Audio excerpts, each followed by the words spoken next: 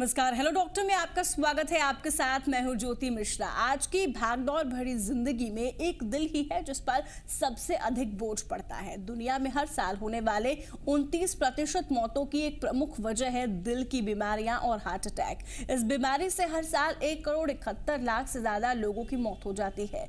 दिल की बीमारियों से बचने का एक ही उपाय है कि आप थोड़ी सावधानी बरतें। किन किन उपायों से हम इस बीमारी से खुद को दूर रख सकते हैं, ये जानेंगे। यानी आज बात करेंगे आपके दिल की। तो चलिए शुरुआत करते हैं आपका अपना शो हेलो डॉक्टर की।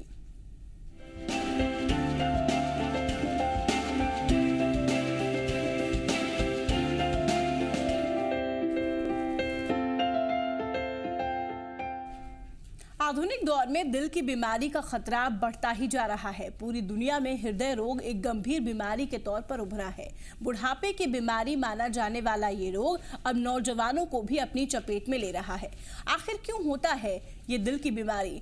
आखिर क्या है इसके लक्षण? और इन तमाम मसलों पर बात करने के लिए हमारे साथ मौजूद हैं एक्सपर्ट, जाने माने हृदय रोग विशेषज्ञ हैं। इनसे भी हम बातचीत करेंगे, लेकिन उससे पहले आपको दिखाते हैं ये रिपोर्ट जिसपे आप बेहतर जिससे जान पाएंगे कि आखिर हृदय रोग होता क्यों है।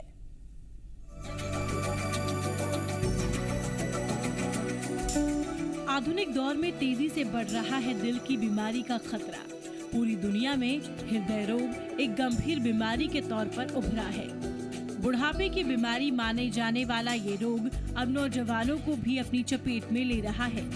इस बीमारी की सबसे बड़ी वजहों में से एक है तनाव।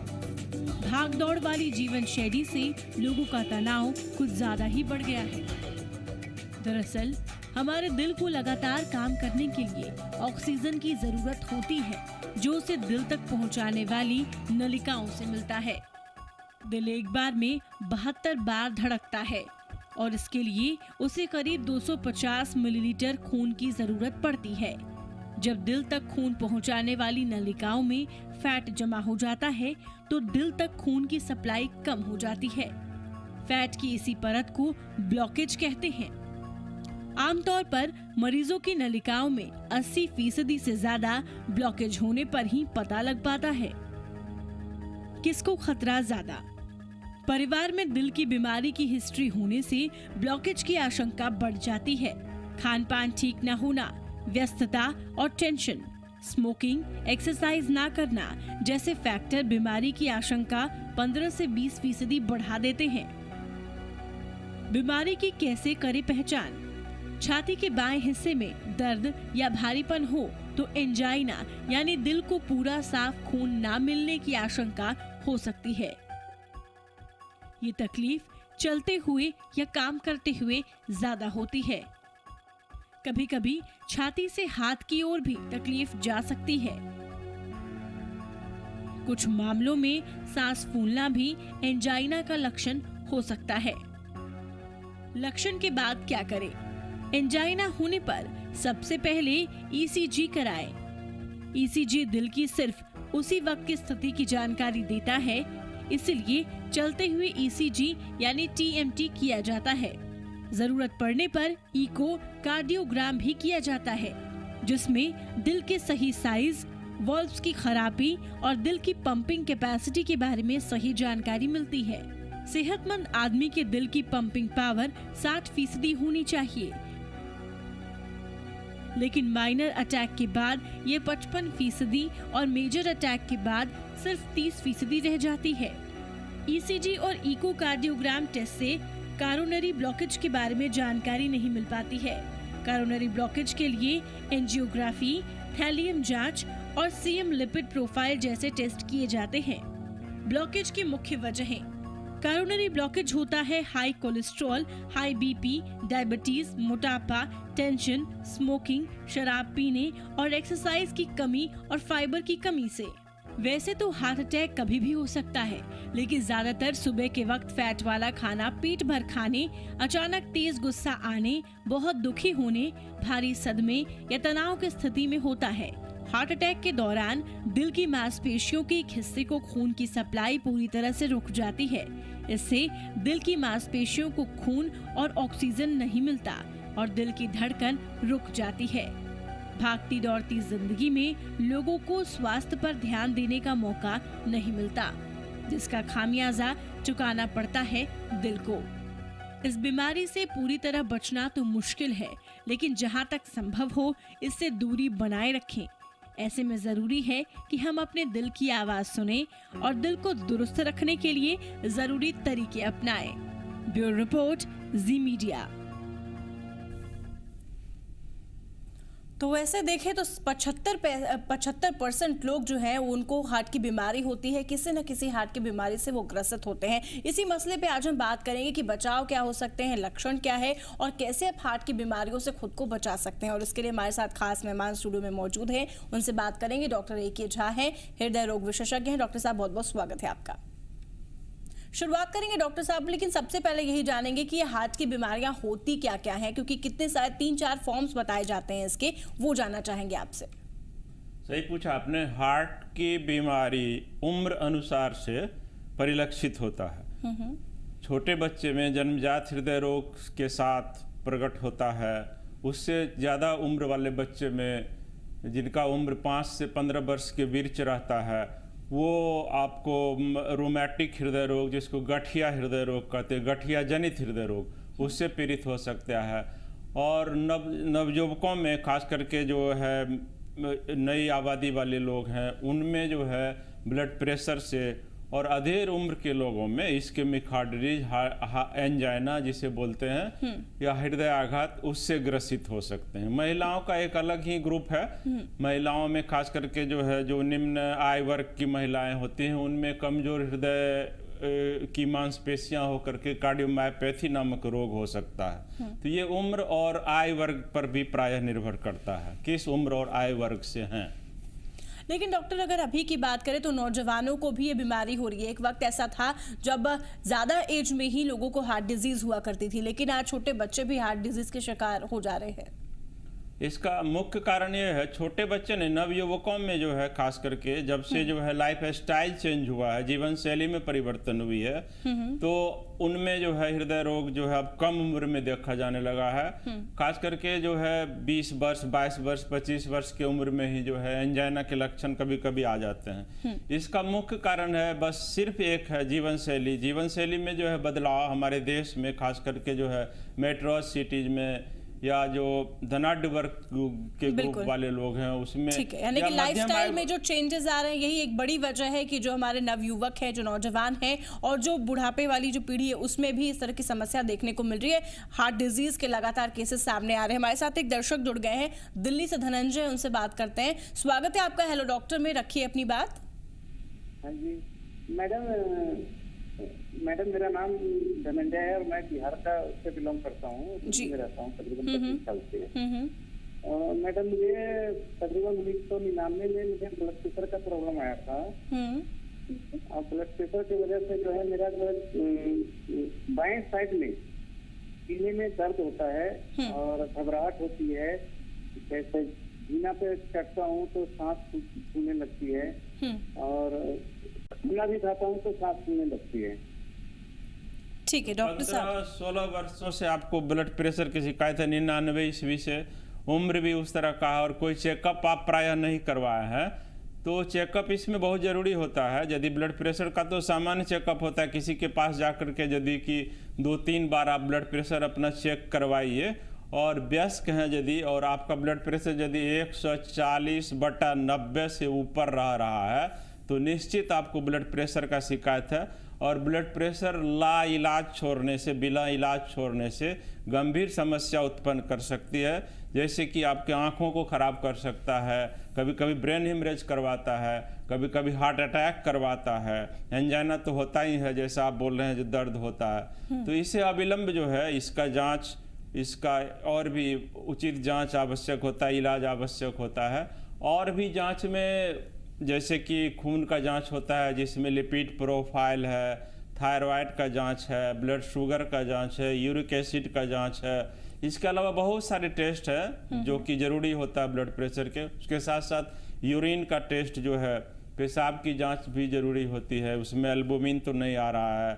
और इसके बाद जो है नियमित अपना आप ब्लड प्रेशर को दिखलाइए, और नियमित उसकी दवा खाने से जो है इसको हम लोग इसके कॉम्प्लिकेशन से, इसके जटिलता से बच सकते हैं। ठीक है डॉक्टर, एक और हमारे साथ कॉलर जुड़ गए हैं, पटना से अश्विनी है। अश्विनी, स्वागत है आपका, पूछिए अपना सवाल। हेलो जी, आपकी आवाज हम तक पहुंच रही है अश्विनी, अपना सवाल कीजिए। हेलो जी, हेलो डॉक्टर साहब। हाँ बोलिए बोलिए, हाँ हेलो डॉक्टर साहब। सुन रहे हैं, बोलिए, आप सवाल पूछिए ना, क्या समस्या है। जी नमस्कार सर। हाँ नमस्ते। पूछना चाह रहे हैं कि 2 दिन से चक्कर आ रहा है। 2 दिन से जी 2 दिन से चक्कर आ रहा है। हाँ सुन लिए। उम्र कितना है? उम्र है लगभग 50। हाँ तो चक्कर, दवा भी कुछ खाते हैं आप?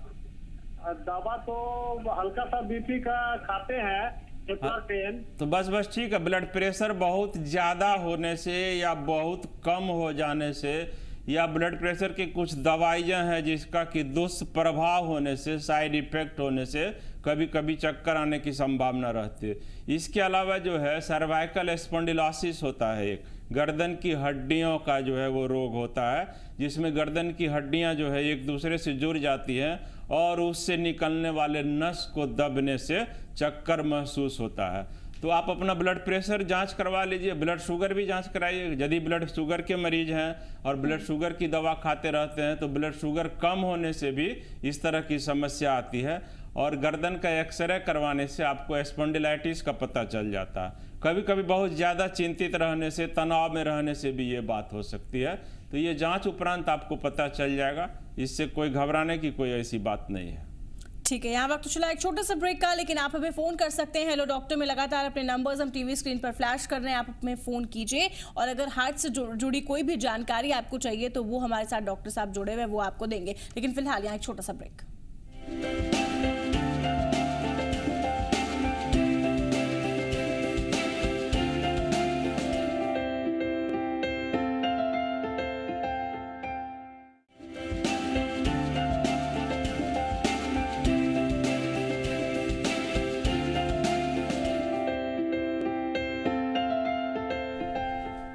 ब्रेक के बाद स्वागत है आपका, आप देख रहे हैं हेलो डॉक्टर। हेलो डॉक्टर में हम बात कर रहे हैं हृदय रोगों के बारे में।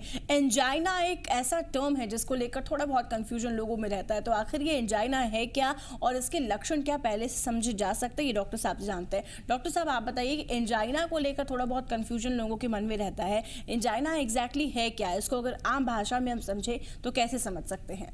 एंजाइना का संस्कृत में है हृदय शूल।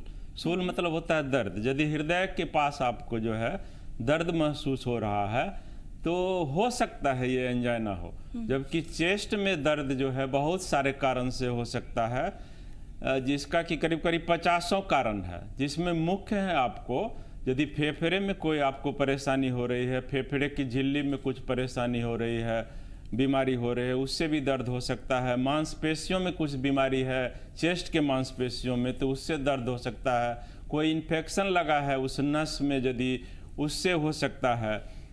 एंजाइना एज सच जो है, जिसको हम लोग डॉक्टरी भाषा में एंजाइना पेक्टोरिस कहते हैं, वो हृदय के कोरोनरी धमनी के रुकावट के कारण से रक्त प्रवाह में यदि कमी होती है हृदय में, तो उससे जो है हम लोगों को दर्द महसूस होता है। प्रभावित व्यक्ति को ये सीने के बीचों बीच दर्द महसूस होता है। दर्द जो है आपको चलने से बढ़ता है या श्रम करने से बढ़ता है, सीढ़ियां चढ़ने से, तेज पैदल चलने से, खास करके खाना खाने के बाद जो है। तो वयस्क व्यक्ति में यदि ये लक्षण दिख रहा हो तो ये एंजाइना के लक्षण हो सकते हैं। ठीक है डॉक्टर साहब, एक कॉलर हमारे साथ जुड़ गए, उनसे बात कर लेते हैं। पटना से DK वर्मा जी हैं, स्वागत है आपका। रखिए अपना सवाल, क्या जानना चाहते हैं आप?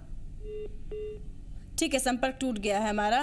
धनंजय एक और दर्शक हमारे साथ जुड़े हैं, दिल्ली से एक बार पहले भी जुड़े थे। धनंजय जी रखिए अपना सवाल, कोई छूट गया हो पूछना अगर तो।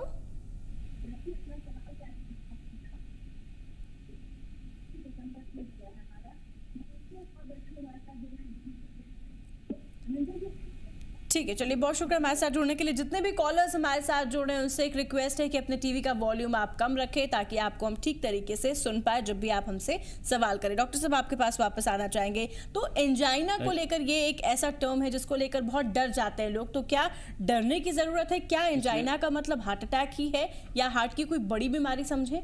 उसी का मैं वर्णन कर रहा था। 2 प्रकार का होता है। एक होता है जिसको हम लोग बोलते हैं स्टेबल एंजाइना, जिसमें जो है क्रमशः जो है सालों साल से लोगों को इस तरह की तकलीफ होती है कि श्रम करने से, सीढ़ियाँ चढ़ने से, तेज पैदल चलने से सीने के बीचों बीच दर्द होता है, बाएं बांह में दर्द आ सकता है, या कभी कभी गैस्ट्रिक जैसा अनुभव होता है, तो इसको स्टेबल एंजाइना कहते हैं। और एक होता है अनस्टेबल एंजाइना, जो एकाएक होता है, बैठे हुए हैं, काम कर रहे हैं या नींद से जगे, उसके बाद जो है इस तरह का फीलिंग महसूस हुआ कि सीने के बीचों बीच दर्द हो रहा है आगे के हिस्से में, और उसके साथ साथ जो है बेचैनी है, थोड़ी गैस थोड़ा हो रहा है, और बाएं बांह में भी इस तरह का दर्द आ रहा है, तो ये अनस्टेबल एंजाइना के लक्षण है। तो अनस्टेबल एंजाइना के लिए जो है थोड़ा जो है उसके लिए सचेत होने की बहुत आवश्यकता होती है, तुरंत दिखलाने की बात बनती है। और स्टेबल एंजाइना में जो है लोग जानते रहता है जो हमको इस श्रम करने से इस तरह की दिक्कत होगी, और प्रायः जो है उसका इलाज चलते रहता है। और इससे जो है इसके एंजाइना के ये इलाज में, जांच में खास करके जो है ट्रेडमिल टेस्ट होता है, एक एक्सरसाइज टेस्ट। एक्सरसाइज टेस्ट का बहुत ही महत्व है। उसमें जो है व्यक्ति को एक ट्रेडमिल पर चलाया जाता है और चलाने के दरमियान जो है ईसीजी का रिकॉर्ड होता है, कंटिन्यूअस रिकॉर्ड होते रहता है, और ईसीजी में या उसके ब्लड प्रेशर में या उसके हृदय गति में या हृदय के कुछ फंक्शनिंग में यदि कुछ उसमें परिवर्तन आता है तो उससे जो है रोग पता चल जाता है, जो हाँ एंजाइना में जो है ये डिफिनिट है। और एंजाइना का और भी जांच है, जैसे कि एंजियोग्राफी हुआ, जिसमें जो है एक पतली सी नली जो है हृदय के कॉर्नरी धमनी के अंदर रख करके ठीक है डॉक्टर साहब, और भी जानेंगे आपसे, लेकिन इस वक्त हमारे साथ एक कॉलर जुड़ गए, रोहतास धनंजय हैं। स्वागत है आपका, रखिए अपना सवाल। हेलो जी, आपकी आवाज हम तक पहुंच रही है, अपने टीवी का वॉल्यूम आप कम कर लें और अपना सवाल करें।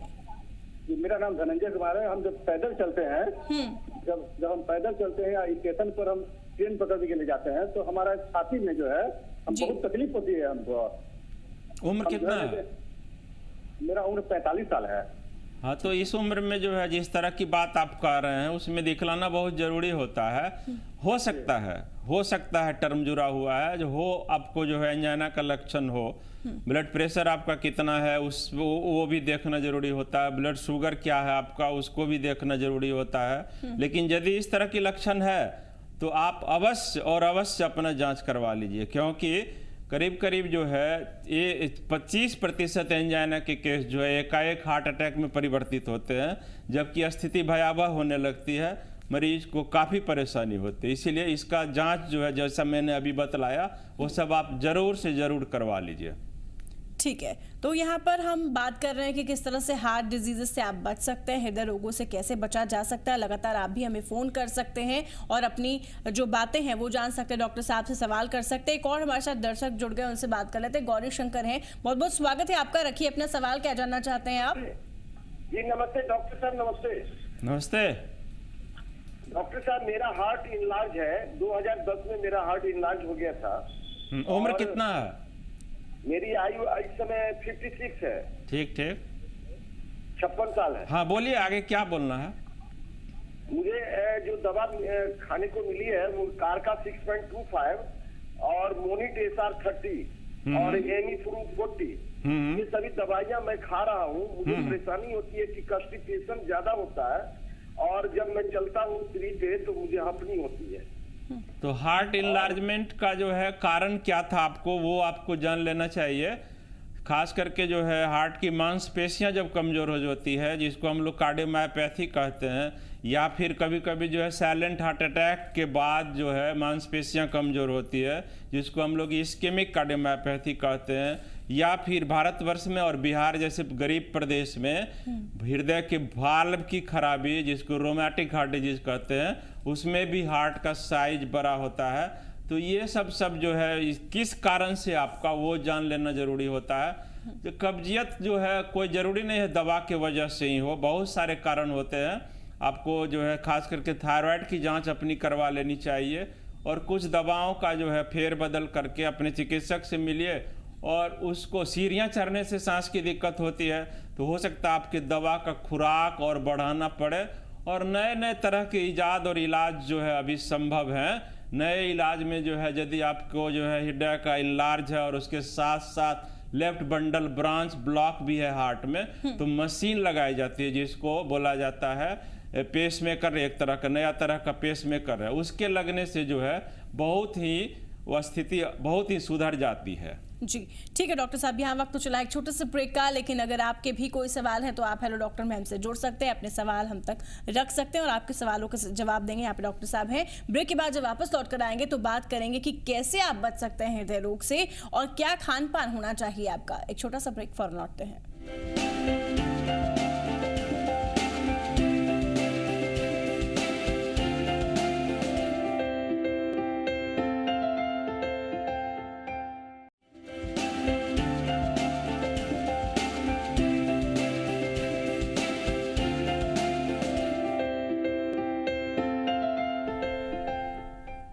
के बाद स्वागत है आपका। आप देख रहे हैं हेलो डॉक्टर में हम बात कर रहे हैं हृदय रोगों के बारे में। एक कॉलर हमारे साथ जुड़ गए हैं, DK वर्मा है पटना से। बहुत बहुत स्वागत है आपका, रखिए अपना सवाल।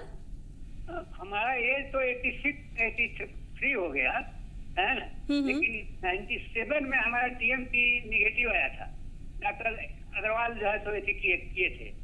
इसके बाद से बहुत दिन तक दवा वगैरह चलते रहा। अभी जो है सो डॉक्टर यहीं पर जो है सो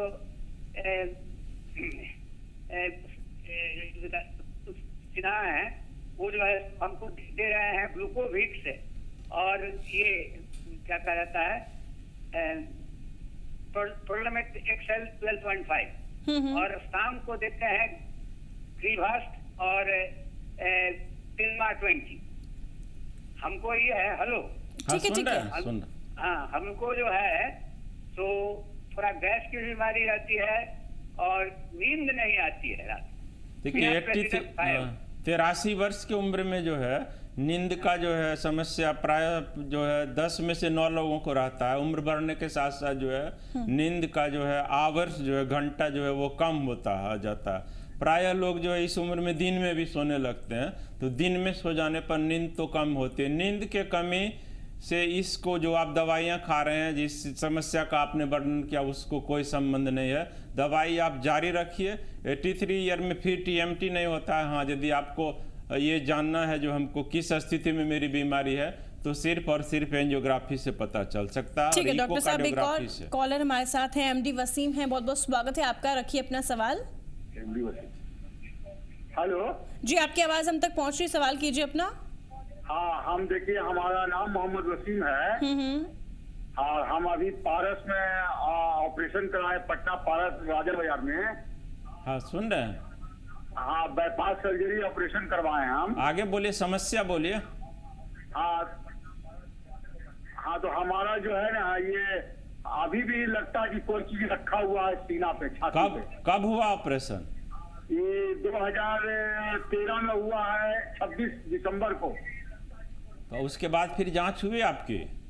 हाँ, जांच हुई है, कोलेस्ट्रॉल वगैरह होता है, ये एंजियोग्राफी वगैरह। हाँ, तो उसमें नॉर्मल बताता है, लेकिन लगता है कि कुछ रखा हुआ है हर वक्त। नहीं, इतना जल्दी जो है दोबारा ब्लॉक होने की संभावना कम रहती है। होने के लिए होती है, लेकिन संभावना बहुत ही कम रहती है। और आप बोल रहे हैं जो जांच भी हम करवाए हैं जिसमें नॉर्मल है, तो उसको आप जो है उतना तवज्जो नहीं दीजिए, जो उससे भारीपन हो जाता है, ये होता है। अपनी दवाइयाँ जो है खास करके ब्लड प्रेशर और शुगर और कोलेस्ट्रॉल का, और भी यदि कोई और समस्या तो उसको जरूर ही खाइए। ठीक है डॉक्टर साहब, क्योंकि सब्जेक्ट बहुत बड़ा है, वक्त हमारे पास बहुत ही कम है, तो जाते जाते हम चाहेंगे कि आप जो भी दर्शक हमें देख रहे हैं उनको टिप्स दें, उपाय बताएं कि कैसे बचा जा सकता है। क्योंकि मैंने थोड़ा बहुत पढ़ा है, उसमें यही है कि हार्ट डिजीज से आप पूरी तरीके से नहीं बच सकते, लेकिन कुछ उपायों को करके आप बचाव कर सकते हैं, तो वो बता दें डॉक्टर साहब। प्राय हम लोग जो है एंजाइना और हार्ट अटैक के बारे में चर्चा किए हैं। हार्ट डिजीज से यदि शुरू से ही जो है बचपन से ही यदि सचेत रहे और लाइफ स्टाइल ठीक रखे, तो पूर्णतः बचा जा सकता है।